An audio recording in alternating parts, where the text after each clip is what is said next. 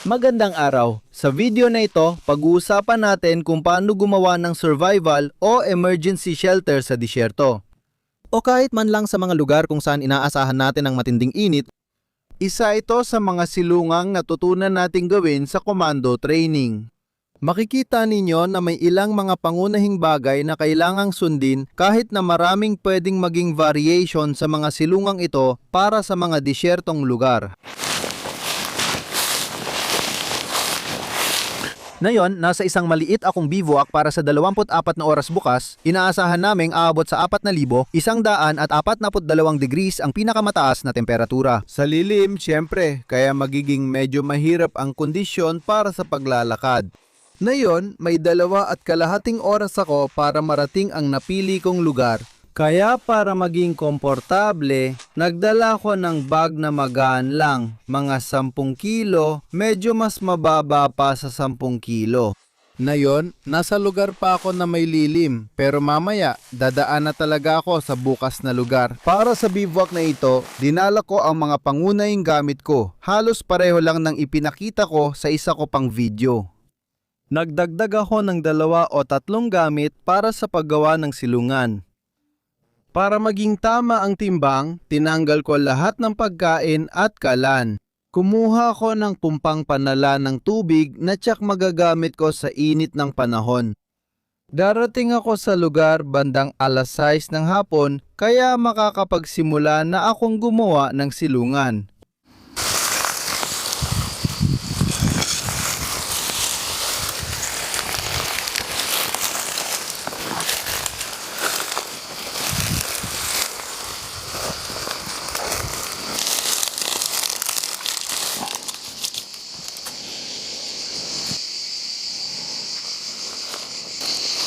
Kaya madalas makatagpo ng mga nakatigil na tubig sa mga lugar na katulad nito. Kaya kailangan maging sobrang maingat dahil kadalasan ang tubig na ito ay marumi at madalas ay nakakalason. Kadalasan naglalaman ito ng mga virus. Kaya kailangan talagang gumamit ng mga tableta para linisin ito o mas mabuti pa, pakuluan muna ang tubig. Ngayon, sasalain ko ang tubig at lalagyan ng tableta para siguradong ligtas inumin. Siyempre, pwede tayong magpalamig gamit ito, walang problema, kahit na hindi naman maganda ang amoy nito. Pero kung papalarin tayo na makita ito malapit sa silungan, pwede rin nating palamigin ang silungan. Makikita natin yan mamaya.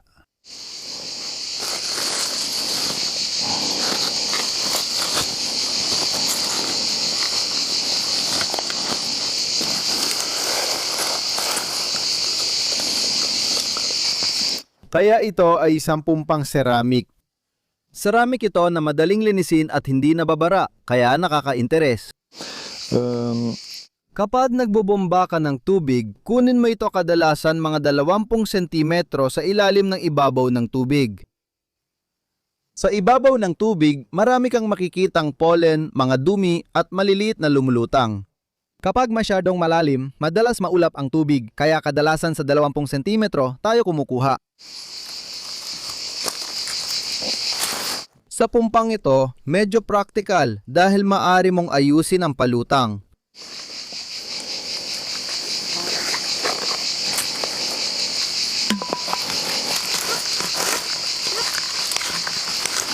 Kaya pagkatapos magbomba, may tubig na ako na hindi na amoy baho. Ayos na rin yon. Maglalagay pa rin ako ng isang tableta pampadalisay ng tubig. At pagkatapos, maghihintay ako ng 1 oras para umepekto ito. Sige, medyo mainit na ito. Hindi ito magiging malamig na tubig.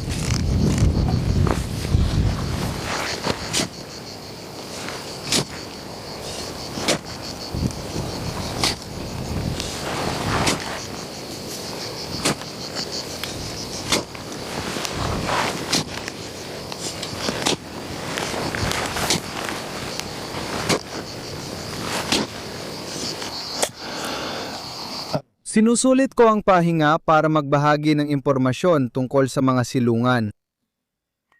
Kaya sa pagkakaalala ko, may ilang mga bato noon. Sa huli, wala talagang mga bato. Halos walang mga bato, meron ng kaunti sa medyo malayo pero napakakaunti lang. Kaya lumipat ako sa karaniwang silungan sa disyerto na gawa sa buhangin. Kaya itong silungan na ito, gagawin ko ng mga 1 metro ang lapad at 3 metro ang haba. At titingnan natin mamaya gamit ang tarp kung paano ko ito ilalagay.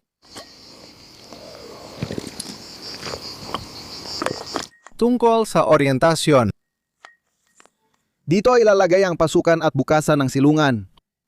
Lagi natin itong nilalagay nakaharap sa umiiral na direksyon ng hangin kung hindi naman masyadong malakas ang hangin. Kung talagang malalakas ang hangin, may mga paraan para gawin ang ganitong uri ng silungan na lubusang nakabaon.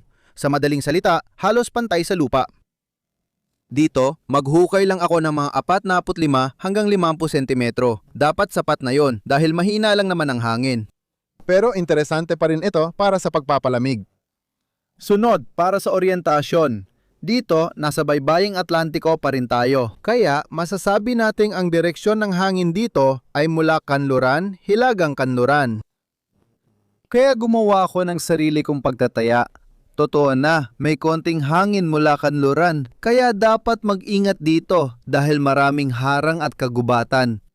Kaya, mayroon kayong mga thermal na hangin, siguradong sigurado na may mga posibleng umiikot na hangin. Kaya posible na ang silungan, kumpara sa medyo mas gabi na, ay hindi masyadong magandang pwesto pagdating sa ventilasyon. O sige, sa mga silungan na yan, palaging posible na baguhin ng kaunti ang ayos at mas mapabuti ang ventilasyon depende sa sitwasyon at sa direksyon ng hangin.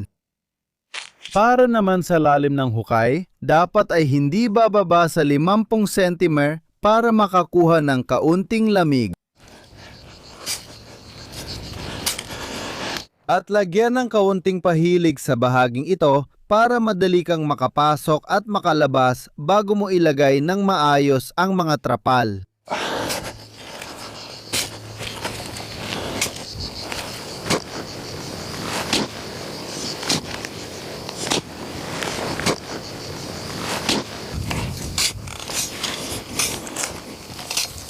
Ilalagay ko ng trapal.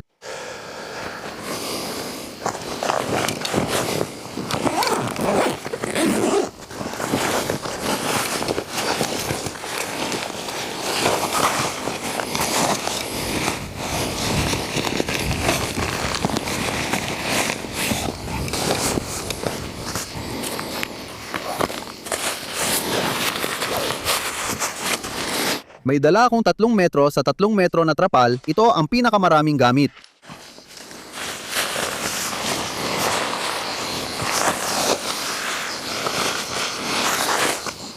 Tatanggalin ko na ang mga tulos na nilagay ko kanina para markahan.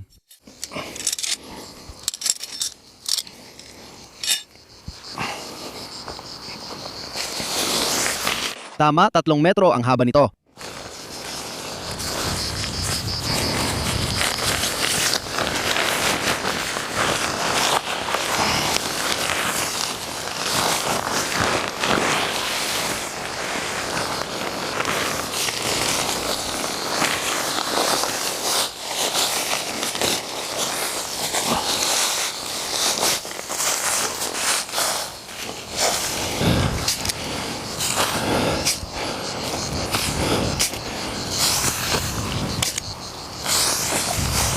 Ang unang tarpaulin na ito ay magsisilbing proteksyon para maprotektahan ako sa UV rays.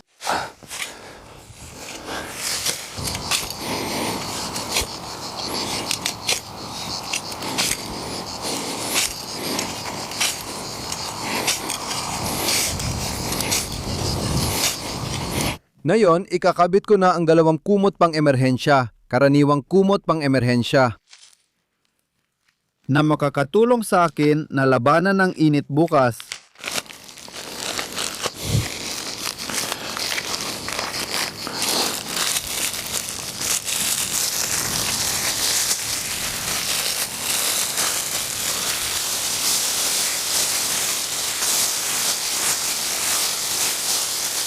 Ilalagay na ang mga tulos ng tolda.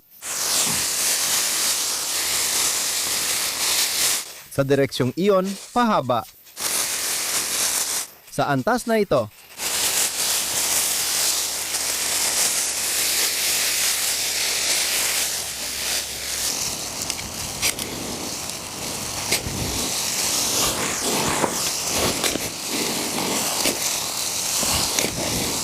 na yon ang pangalawang patong na ginawa dito. Napaka-interesante, maaari rin itong gawin gamit ang isa pang tarpaulin, maliwanag na kulay na tarpaulin o puting tela. Sa lahat ng kaso, mas mabuting iwasan hanggat maaari ang madidilim na kulay para sa mga nasa ibabaw. Ayos, talaga na napreskuhan ako. Kaya medyo malakas ang hangin ngayong gabi. Medyo sobra pa nga yata para sa mga kumot pang emergency na ito na sobrang gaan. Ayos lang yung tarpaulin, kaya naman. Kung sakaling masyadong malakas ang hangin, kung biglang lumakas, kung bugso-bugso ang hangin, Kailangan kong maglipat ng buhangin dito para may proteksyon at mabawasan ng hangin. ano man ang mangyari, siguradong lalamig dito, lalo nga bukas. Dapat malamig ang gabi, walang problema dyan.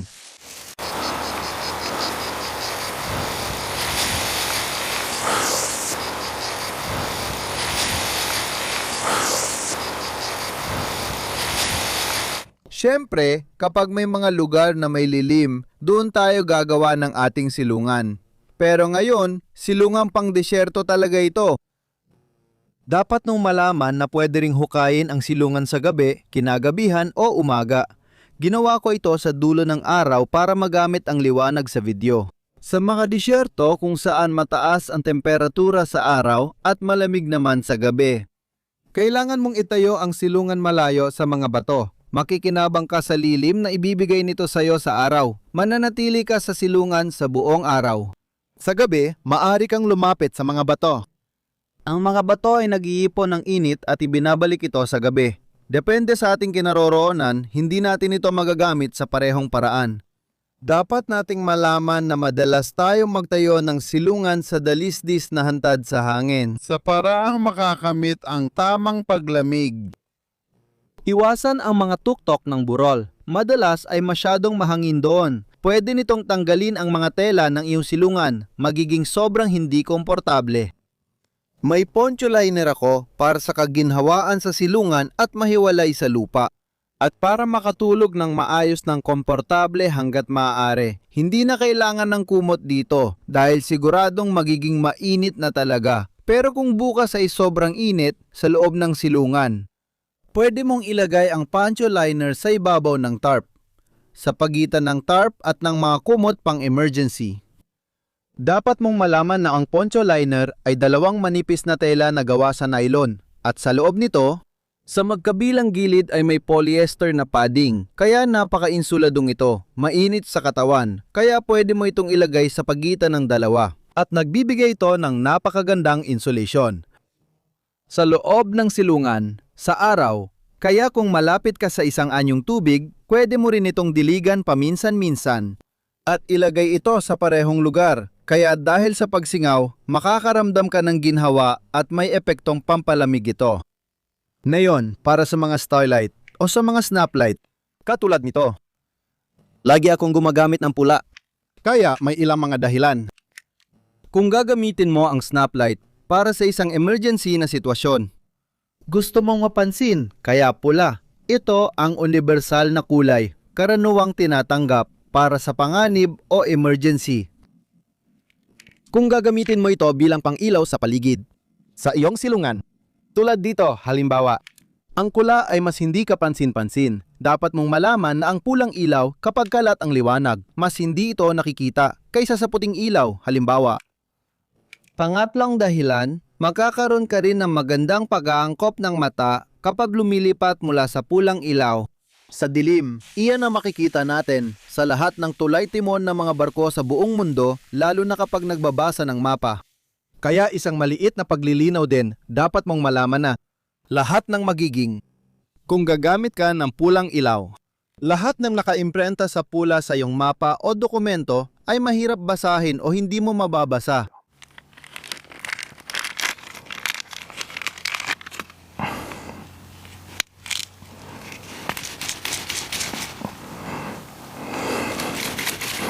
Kaya ito, tumatagal daw ng 12 oras. Kaya ganun, humihina ito kalaunan.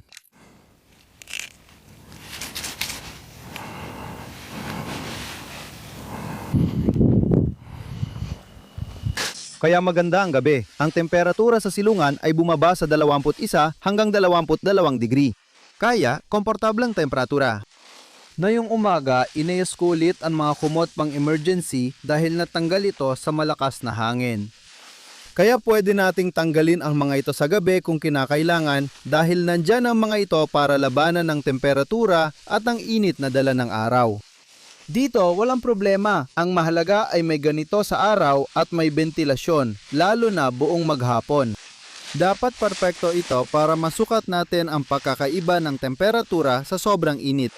Sa tanghali o 2:00 ng hapon, nagsisimula ng uminit dito. Gagawin natin ang teknik ng pagpapalamig. Gagamitan natin ng kaunting tubig. Ilalagay ko ito sa patuyuan.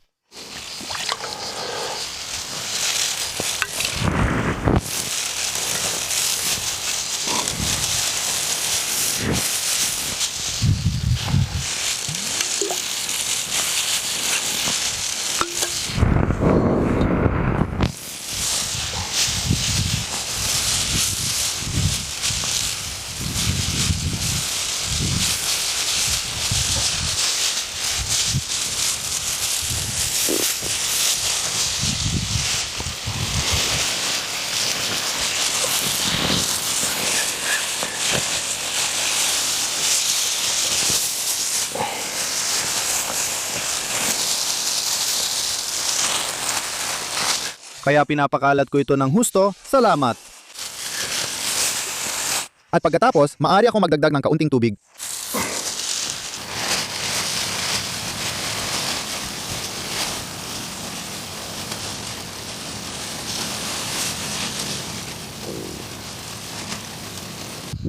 Dito, hindi masyadong kita. Natanggal na siya. Nagsisimula na siyang magloko. Ang termometro ay tuluyang natanggal sa sukat ng halumigmig na yon ay nasa 51.4 na siya. Natanggal siya kanina, nasa 53 o 54 tapos tuluyan na siyang matanggal.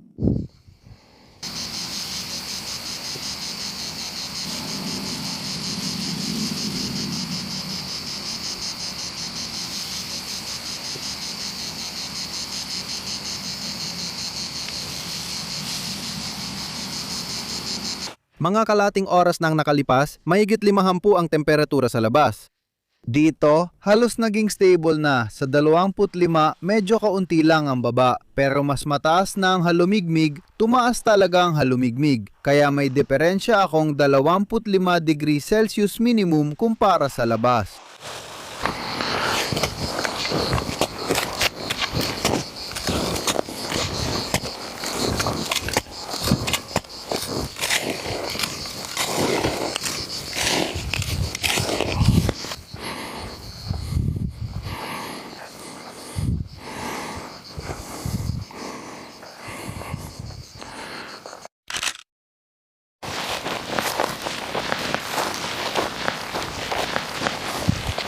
Ayan, tapos na ang bivouac, kaya salamat sa panonood hanggang dulo. Huwag kayong makatubiling mag-like at magkita-kita tayo sa susunod na video.